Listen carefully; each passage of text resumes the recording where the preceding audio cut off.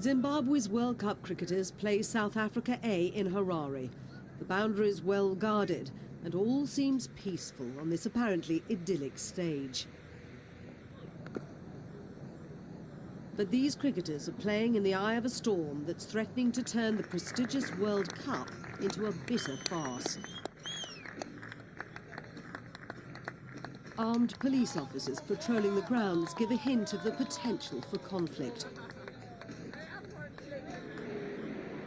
From a distance, Harare seems normal. In the subdued streets, people go about their business as usual. But most urban Zimbabweans long ago lost confidence in their government and President Robert Mugabe. Now Mugabe's presidential opponent, who's gone on trial for treason, sees the World Cup as a chance for change. The people of Zimbabwe must realize that they have this opportunity to put their case to the world. And they must organize themselves, but not as individuals, but as a collective.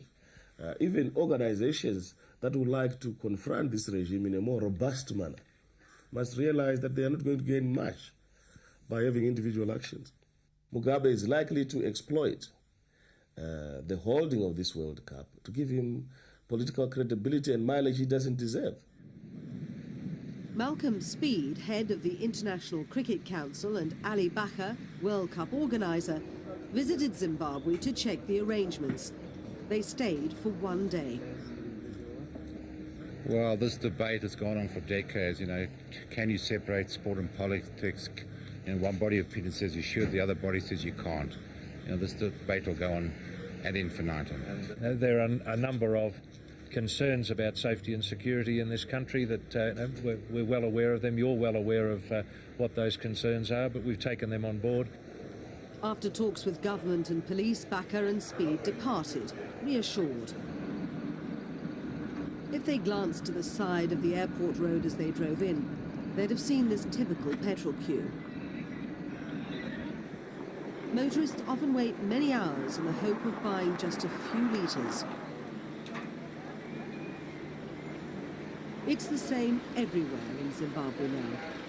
Unable to pay for the fuel, Mugabe's government has watched suppliers lose patience, most recently even his ally Colonel Gaddafi of Libya. Zimbabwe's bankrupt economy has just about run out of gas.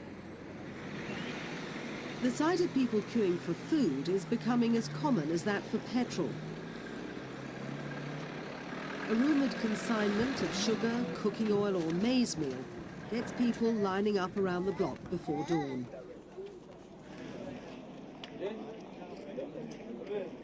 And when that rare luxury bread is on offer, it's definitely worth the wait for those who are still able to afford it.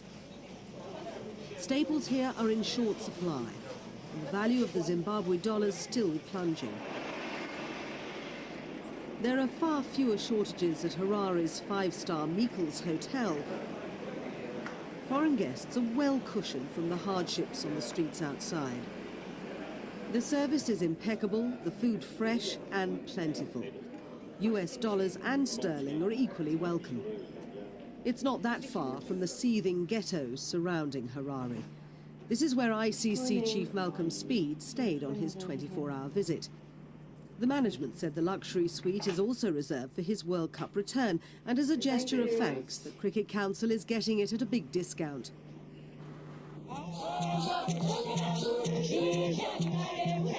Given Zimbabwe's problems, Mugabe's war veterans now realise their struggle's not over. In their revolutionary fervour, they reclaim the white-owned commercial farms. Now, life in this dying economy is much harder, and Mugabe's faithful followers are angry. Without funds, fertilizers or help, they can't manage much farming. And a crippling drought ruined the villagers' fields. It's only the trickle of imported food aid that stands between millions of people and starvation. There's still not enough to go around in Zimbabwe. The government has been accused of using food distribution as a political tool for favour or punishment. It's a matter of pure survival now, and people lay the blame at the door of their leaders. But the leaders are busy with World Cup cricket. So what do these games mean to the Zimbabwean people? Cricket used to be seen as the white man's game, certainly under British rule, but it's slowly becoming more integrated. The pride of Zimbabwe's new talent pool are these young black players. This is their first taste of the big time. Now players like Captain Heath Streak and wicketkeeper Tatenda Taibu are feeling the pressure of criticism from their fellow Zimbabweans.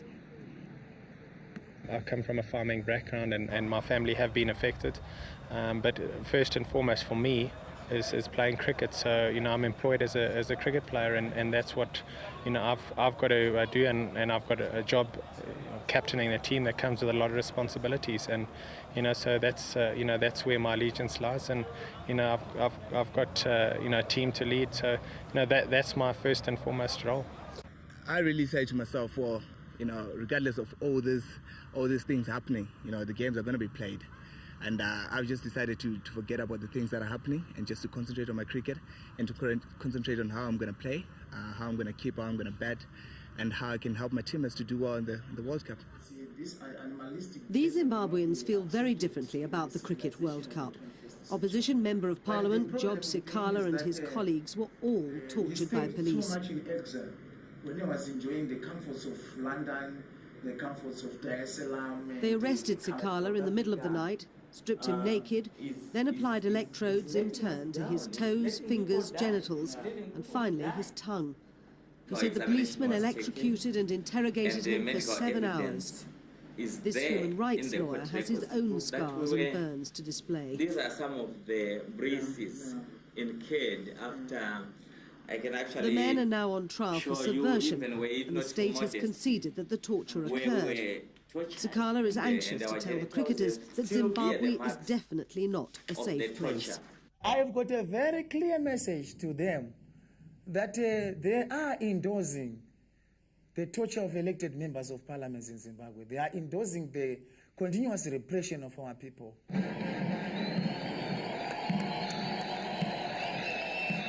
Mugabe has kept the support of his armed forces by judicious promotion, political manoeuvring, and some high salaries. Watched by his wife at a special ceremony, he symbolically relights the flame of independence. But it looks increasingly like the flame could set the whole country alight. The issue is that we have stated our position very clearly why we are objecting to the World Cup. Now that they have ignored the representations by the feelings of Zimbabweans, the only thing is that they have to bear the consequences. Unless they're whipped into submission, the supporters of change may take to the streets once again. The International Cricket Council believes that's unlikely. But as the World Cup approached, the English team voiced its reluctance to come here. With Zimbabwean officials unwilling to concede the advantage of playing at home, the whole thing's become an embarrassing miscalculation with a lot of money at stake.